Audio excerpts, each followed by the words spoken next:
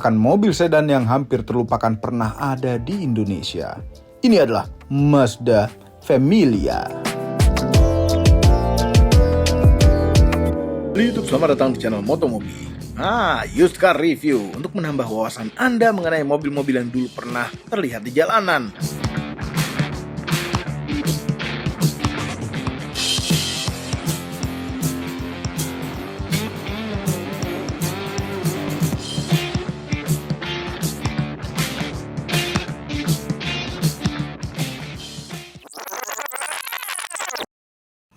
Familia. Namanya seperti mobil untuk keluarga berjenis minibus atau MPV. Ya, ternyata itu salah. Ini merupakan sebuah mobil sedan. Ya, sedan yang kecil dan sudah berevolusi hingga 9 generasi dari tahun 60-an hingga tahun zaman milenium. Mazda Familia merupakan cikal bakal dari Mazda 3 yang ada di Indonesia.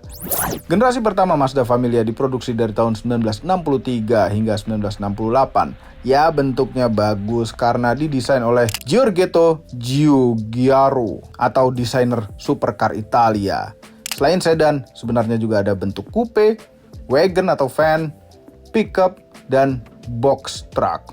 Terkecil. Mesinnya ada 3 tipe dan semuanya di bawah 1000 cc. Mungkin sudah bosan dengan generasi pertama, Mazda membuat Mazda Familia generasi kedua tahun 1967 sampai dengan 1970 dengan bentuk yang benar-benar Jepang. Karena yang sebelumnya ada Itali-Italinya. Variannya hampir sama, namun varian box truck dibuang. Ya, wajar. Sehingga Mazda Familia sudah punya platform yang benar-benar sedan dan wagon saja. Pada generasi ini, Mazda mengenalkan mesin rotary di Mazda dengan nama Familia Rotary atau R100 di tahun 1968. Luar biasa. Generasi ketiga muncul tahun 1973 sampai 1977.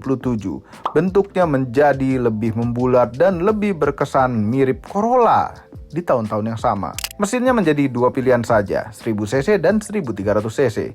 Sedangkan versi racingnya, yaitu mesin rotary, tidak diproduksi lagi. Generasi keempat lahir di tahun 1977 yang merupakan salah satu legenda di Indonesia. Karena selain memproduksi Mazda GLC dan model-model lain di dunia, Mazda dari basis generasi keempat ini dipakai oleh Mazda Van-Trend dan Mazda MR90 Baby Boomer yang hadir di Indonesia tahun 90-an. Kemudian generasi kelima hadir tahun 1980 di dunia ini. Mazda kurang begitu terkenal di Indonesia karena Ford Laser kembarannya lebih laku dibandingkan Mazda ini karena dijadikan taksi. Generasi keenam yang hadir di tahun 1985 dan terkenal dengan nama Mazda 323 Elite atau Mazda 323 Trendy. Dan tidak lupa pula, di generasi ini hadir juga versi hatchback di Indonesia. Kemudian, generasi ketujuh lahir di dunia pada tahun 1989. Namun di Indonesia baru hadir tahun 1990 yang dikenal dengan julukan Mazda Interplay. Ya, karena itu adalah tulisan di stiker di kaca belakang. Permainan dalam. Sayangnya di Indonesia hanya tersedia varian sedannya saja. Padahal di dunia tersedia versi hatchback dan liftback. Namun Mazda Indonesia malah menghadirkan varian spesial 323 Astina yang pernah kami review juga di Motomobi Used Car. Nonton apabila belum. Selanjutnya Mazda 323 generasi ke-8. Yes, ini adalah Mazda yang kami review pada video Used Car kali ini. Pertama kali keluar tahun 1994 dengan nama Mazda Lantis. Kemudian tahun 1996 terjadi facelift yang namanya berubah menjadi Mazda Familia. Dan sedihnya Familia menjadi facelift spec down dari Mazda Lantis. Yes, generasi ke-9 muncul tahun 1998 sampai 2003. Namun sayangnya nama 323 tidak terlalu tenar di Indonesia. Kalah pamor dengan Toyota Altis dan Honda Civic VTIS. Jadi gagal tayang versi terakhir 323 ini di Indonesia. Sayang sekali. Oke, lanjut reviewnya. Sekarang kami serahkan ke Mamang Used Car untuk mereview mobilnya sendiri. Karena kami penasaran, mobilnya hampir dilupakan, kenapa malah dibeli sama si mamang-mamang itu? Ayo Mamang, silakan. Jadi pasti ada yang bingung, ada yang bilang ini adalah Mazda Lantis, yes benar. Ada yang bilang juga Mazda Familia, dua-duanya benar. Karena Mazda Familia ada merupakan versi faceliftnya dari sebuah Mazda Lantis dari tahun 94. 97 berubah menjadi gini. Nah ini faceliftnya, bedanya di mana aja? Dari headlamp ya, itu nggak ada perbedaan. Yang beda itu dari bumper, grill, udah ya. Grillnya tuh yang dulu masih pakai logo Alien yang Lantis ya. Familia udah burung camar, terus juga di bawahnya. Kalau Familia tuh malah spec down gitu ya, makanya nggak ada fog lamp. Tapi Familia punya lip spoiler seperti ini di bawahnya. Yang Lantis itu nggak ada. Dah, that's it. Itu lucu banget ya faceliftnya. Jadi bentuk-bentuknya tuh dia kalem seperti ini. Namanya juga Familia sedan untuk keluarga. Makanya dia paling kalem. Tapi jangan salah, tenaganya bengis. Dari samping. Nah dia punya velg yang agak kekecilan, ring 14 dengan profil ban 185/70 yang membuat aneh gitu ya, ini agak masuk gitu ya, ya sudahlah. Tapi ya senang karena saya senang OM gitu ya, ini oke-oke aja. Bentuknya juga bagus sebetulnya, untuk corak-corak velg itu seperti itu. Terus dia warnanya sih silver. Nah di sini ada lampu sen kalau untuk Familia, sedangkan Lantis itu nggak ada. Terus di sini nggak ada krom-kroman sama sekali, karena ini adalah sebuah sedan yang membosankan kalau dari pinggir. Dari depannya kalem, belakangnya juga elegan. Makanya ini agak ya, kurang banyak peminatnya. Dan juga pada saat barunya, Familia itu termasuk sedan yang agak mahal dibandingkan mobil Jepang lainnya. Nggak tahu Mazda tuh pengen menempatkan dirinya sebagai mobil yang di atas dari mobil-mobil Jepang yang lainnya. Handle pintunya sewarna dengan bodi. Dah, dan dia nggak punya varian, variannya tuh cuma satu doang yang 1800 ini, dah. Nggak punya varian G, nggak punya S-Cruise, kalau di Corolla All New tuh kayak gitu-gitu. Kalau ini cuma satu, dah ini aja, nggak ada pilihan yang lain. Tapi hebatnya, ini udah walaupun dia spec down, depannya cakram, belakangnya juga cakram.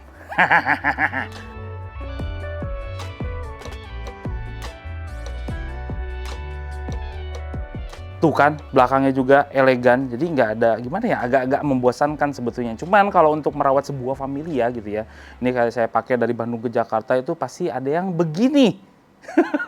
Karena merawat ini agak-agak susah-susah gampang, terutama di bagian mesinnya.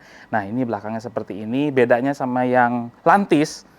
Lantis ini masih warna orange juga, cuman di sebelah sininya kalau Lantis itu ada frame warna orange juga, tapi ini tetap putih, tapi pinggir-pinggirnya tuh agak-agak orange gitu. Itu aja bedanya. Semuanya sama. Terus juga Lantis itu nggak punya lip spoiler di bagian bawah kayak gini. Ini cuman Familia aja yang punya. Dan Familia itu punya rear defogger. Yes, keren. Ada turback lamp-nya. Terus untuk buka bagasinya, ini nggak punya pegang gitu, nggak bisa harus pakai kunci. Tuh agak-agak repot sih. Sama yang di sebelah driver ada cungkilan.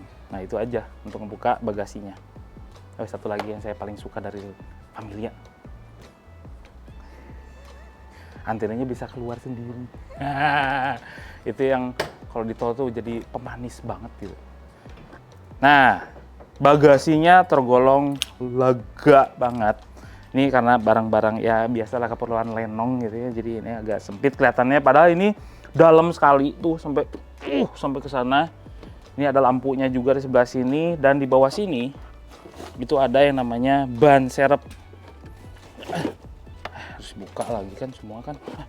Aduh sih. Kan repotin nih. Nih. Tuh. Ada kaleng. Tuh, tapi full size dia, bukan yang apa namanya? Non permanen gitu. Apa sih dibilangnya bahasa kerennya? Ban cadangan. Iya, ban cadangan, cuman yang apa sih? Spare tire. Nah, ini spare tire bener. Ya itulah pokoknya tau lah. Bukan yang kecil gitu, bukan, ini, tapi full size gitu. Tapi bagasinya ini tergolong kalau begini tuh masuknya ke tipe-tipe mid size sedan. Padahal ini adalah di bawahnya mid size atau di bawahnya dari Corona gitu ya. Di bawahnya ini sekelas dengan Corolla Lancer CB4, CB5 sama Honda itu apa ya? Nah, nih Mazda itu pengen menempatkan kelas di atasnya. Makanya di sini dia Empuk-empukan semua, ada fabriknya, power window, dan di bawahnya sayangnya ini nggak ada side pocket sama sekali, jadi nyimpen barang-barang tuh agak sulit di Mazda Familia. Terus dia punya bahan-bahan yang keren, fabriknya tuh halus banget ya, berbeda dengan yang agak ya yang merek sebelahnya gitu ya, itu pakai bahan-bahan karung gitu. Tapi kalau ini pakai bludru, Alcantara, di atasnya juga keren. Itu dia Mazda. Kan duduknya enak, ngedelep. Di sini ada tempat ngedelepnya pantat. Jadi kita ngerasanya tuh enak. Terus sendernya juga enak, headroomnya oke. Cuma memang nggak terlalu lega-lega amat ya. At least kita bisa selonjoran kakinya tuh masuk ke bawah si jok yang depannya. Terus juga sini kita ada yang namanya armrest. Walaupun tanpa cup holder, satu-satunya tempat penyimpan di bagian belakang itu di sini. Kantong ini doang. Terus sini ada asbak. Dah, Familia tuh simpel itu. Cuman di sini ada gundukan. Ini kenapa ini gundukannya gede? Karena versi yang di luar ada yang versi yang all-wheel drive-nya juga. Terus dia punya masih ciri khas tahun-tahun sedan 90-an. Speakernya tuh di belakang 2 yang gede gitu ya. Jadi ngebassnya tuh keluar. Dan ada seat belt-nya juga. Dan juga kalau pengen ke bagasi itu bukan dari sini. Nggak ada. Sini dong. Dan ini kalau dari bagasi itu bisa kayak flat floor gitu loh. I'm dying. Help me. Mazda Familia. Susah keluar. Nah, dah. Kita ke depan deh. Nah, kan? Lihat. Empuk-empukan semua, fabric, power window di keempat jendela, electric mirror, tapi tanpa yang lipat otomatis itu apa namanya? Retract itu, tanpa retract. Nah sini itu keren. Terus juga ini untuk yang driver itu auto up, auto down. Joknya semi bucket seperti ini. Jadi side support tuh gede-gede tuh. Makanya kita bisa dipeluk dengan enaknya dengan Mazda Familia. Terus pengaturan kursinya walaupun ini manual semua lengkap. Ada head adjusternya. Terus juga di bagian depan bisa dinaikkan, bisa dinaik. Gimana ya? Susah. Sini dulu bentar. A few moments later. Nah ini maksudnya, jadi yang depan ini itu bisa ke atas, tuh. Apa ini namanya? Inclining. Ya, derajat kemiringannya bisa dirubah. Terus juga head adjusternya bisa diubah, tuh. Terus sini sandarannya, terus maju mundurnya. Ini lengkap loh. Mobil Jepang nggak ada yang kayak gini. Terus sini, mana? Supaya kelihatan dulu dari situ. Ya, belum teleskopik. Tapi at least kita udah punya tilt steering. Balik lagi sana. Later. Nah, kuncinya itu batangan seperti ini, ada logo Mazda burung camar. Panas sih. Kata lihat. Nah, kalau di ini ada bunyi titik keren gitu. Kayak mobil CBU banget. Jadi di Jepang ini sama dengan yang versi Indonesia. Tapi lucunya, yang namanya Mazda Familia itu malah spek down dari yang Mazda Lantis. Contoh yang paling sederhana dari bahan-bahan dashboardnya.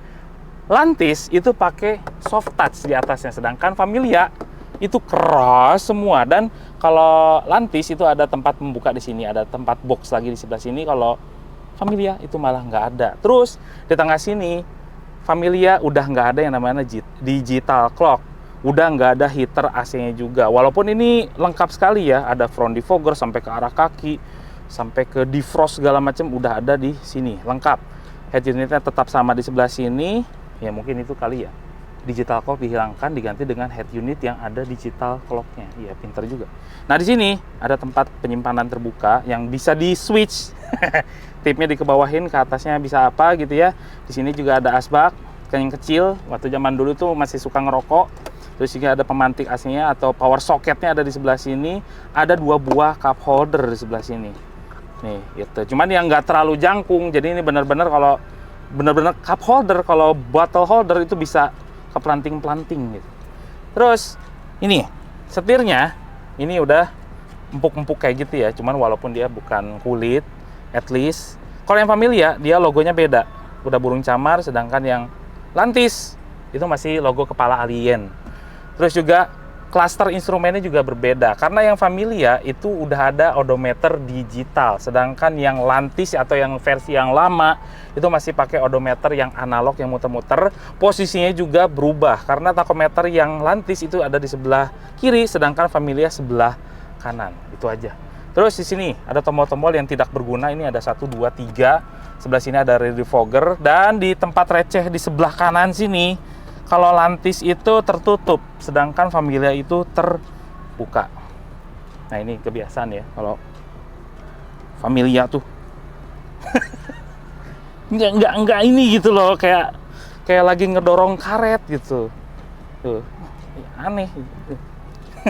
Handbrake sebelah sini, tempat penyimpanan di sebelah sini kecil aja. Nih kepraktisannya ya. Terus juga di sini boxnya juga tergolong gede kalau untuk Familia, tapi nggak bisa nyimpen apa-apa. Botol-botol yang kecil masih bisa tuh di side pocket, kanebo masih bisa, peci juga masih bisa, cuman kalau untuk botol gede udah nggak bisa.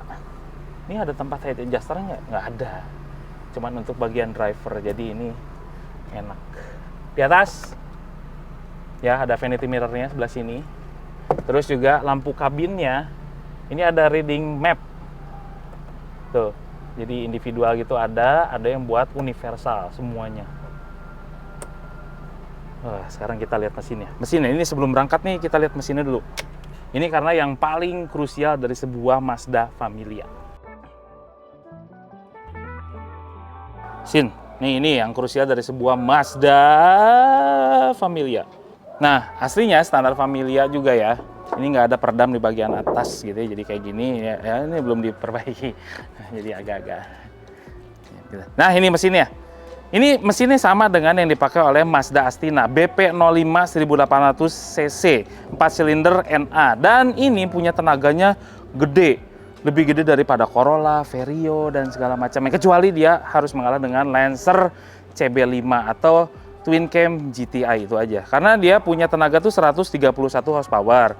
Torsinya adalah 165 Nm yang disalurkan ke roda depan, dan transmisi manual 5 percepatan.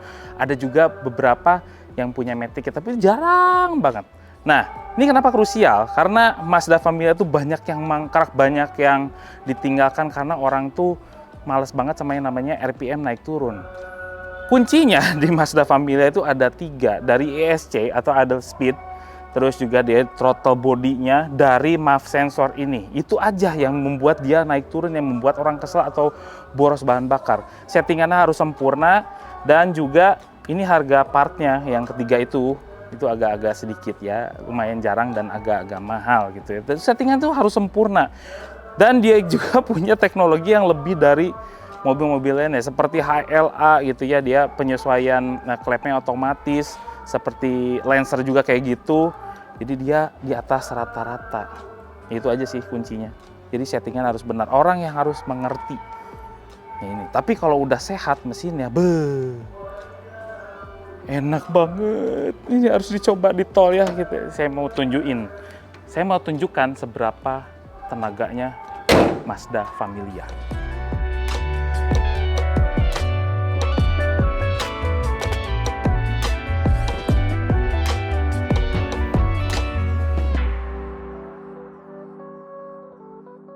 Mazda Familia, sebuah spekdown dari Mazda Lantis. Tapi walaupun dia mesinnya sama dengan Astina, ECU-nya, wiringnya itu berbeda dengan Mazda Astina. Jadi settingan itu kalau Astina agak kebalap-balapan, kalau ini lebih kalem lah di settingnya. Makanya dia hanya menghasilkan 131 horsepower. Nah, ini gimana rasanya kalau dibawa dalam kota? Joknya tuh enak, empuk. Side supportnya meluk banget, paha tersangga dengan baik. Dan dia punya kopling yang empuk, udah gitu perpindahan giginya memang agak-agak seperti mindahin karet yang mati gitu loh. Kurang begitu nyaman lah untuk perpindahan giginya, kurang clickable atau mechanical atau kurang satisfying sekali mindahin giginya. Jadi kalau mindahin gigi cepat itu kurang enak, harus pelan-pelan. Ya mirip-mirip kalau punya Maestro kayak gitu, kaku-kakunya tuh seperti itu. Visibilitasnya luas, pilar A-nya kecil, jendelanya gede-gede, ke belakang juga oke. Itu enaknya Mazda Familia. Kalau di kota ini enak lah dipakainya. Cuman memang kalau Itu kenapa banyak banget yang ditinggalin Mazda Familia, karena dia RPM naik turun, udah gitu suka ngedrop, mati mesinnya tengah jalan. Itu gara-gara 3 rumus tadi, idle up, throttle body, sama MAF sensornya. Itu satu kesatuan yang harus sehat semuanya. Kotor sedikit itu sensitif banget, bisa membuat RPM-nya naik turun. Apalagi kalau dipakein AC kayak gini, udah pasti deh mati itu mesin. Makanya banyak yang ngesel. Kadang-kadang ada yang dimodif jadi punyanya idle up-nya Corolla gitu ya. Sedangkan ini kan idle up-nya dia menyatu dalam throttle body gitu loh. Jadi memang agak sedikit ribet di Mazda Familia. Nah, ini nyetirnya juga nggak kayak mobil Jepang kebanyakan gitu ya. Biasanya kan Corolla, Honda itu pada enteng-enteng. Ini setirnya kalau di kota agak-agak sedikit berat. Mirip-mirip seperti C-Class-nya dari W202 ya. Yang Cibo gitu ya. Ini berat-berat itu kayak gitu. Remnya gimana? Remnya aduh nikmat banget ini Mazda. Nggak ada duanya deh. Jadi di seangkatannya, di zamannya, ini adalah rem favorit saya ya. Remnya tuh enak banget, sensitif sekali. Jadi nginjaknya tuh sangat empuk, udah gitu pakemnya luar biasa, cakram di keempat roda. Itulah yang membuat saya jatuh cinta sama rem Mazda Familia. Tapi kalau orang yang baru nyetir Familia pasti kaget. Langsung gitu. Ya. Biasanya ngeremnya dalam-dalam, ini sedikit ditoel aja udah ngerem. Biasanya kaget duluan. Saking pakemnya. Suspensinya empuk dan ini semuanya independen. Depan independen, belakang independen, multilink. Enak banget suspensinya. Yang Corolla aja belakangnya itu torsion beam. Ini multilink berarti dia adalah independen. Nyaman. Cuma memang kalau di dalam kota kayak gini, ini udah setirnya agak berat gitu ya, jadi kurang gesit sebetulnya. Cuma nanti kita akan buktikan kalau di kecepatan tinggi seperti apa. Karena nikmatnya Mazda Familia itu di jalan tol. Ini dia, enaknya Mazda Familia di tol. Aduh, nikmatnya. Nggak ada goyang sama sekali. Kalau mobil Jepang lainnya itu terkesan kayak ringan, tapi kalau Familia itu enggak, dibawa bejek. Aduh, enaknya. 131 horsepower, torsinya 165.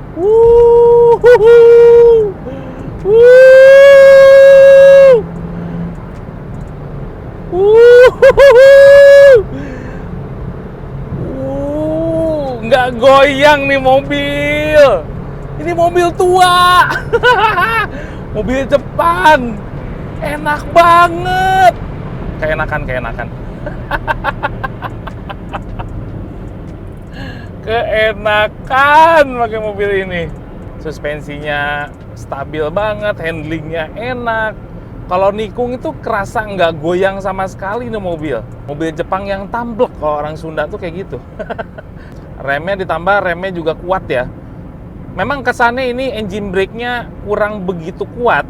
Jadi ada efek pengereman engine brake itu agak-agak ngegleser, agak-agak kurang kuat. Makanya dia diimbangi dengan rem yang sangat kuat di Mazda Familia. Yang saya suka dari Mazda Familia lagi, kekedapan kabinnya. Yes, dia termasuk kedap. Road noise-nya nggak kedengeran, mesinnya juga nggak terlalu masuk ke dalam. Traffic noise-nya memang agak sedikit, cuman tidak separah dari teman-temannya yang dari Jepang juga. Ini adalah yang paling kedap. Ya Mazda dia punya kelas sendiri kali ya. Overall mengenai Mazda Familia, yes, mobil ini cocok untuk Anda pengabdi sedan 90-an. Karena mungkin Anda bosan melihat sedan 90-an itu saja, Corolla atau Civic. Namun ini adalah Mazda, brand Jepang yang biasanya punya karakter semi Eropa. Punya kenyamanan yang baik, namun handlingnya enak. Kekurangan pada mobil ini mungkin agak sedikit payah pada sisi perawatan. Namun itu bisa terbayarkan apabila Anda merawatnya dengan baik dan benar. Mengenai spare partnya, ketersediaannya tidak banyak seperti merek Jepang lainnya. Namun masih ada yang jual apabila Anda sedikit berjuang. Mengenai harga spare partnya, masih bisa diatur sebenarnya. Tidak jauh lebih mahal dibandingkan dengan lawan-lawannya. Mungkin Anda berminat meminang Mazda Familia ini? Kontak aja si mamang-mamang itu. Semua ini adalah opini pribadi saya dan mamang itu. Kami tidak bero siapapun dan apapun yang terlihat pada video ini. Jangan lupa tekan tombol jempol ke atas dan subscribe channel Motomobi, Omobi, dan Mas Mobi apabila belum berikut dengan tombol loncengnya. Share video ini ke seluruh dunia melalui sosial media Anda dan jangan lupa follow sosial media kami yaitu Instagram. Cek website kami motomobinews.id untuk berita-berita otomotif terbaru. Terima kasih telah menonton.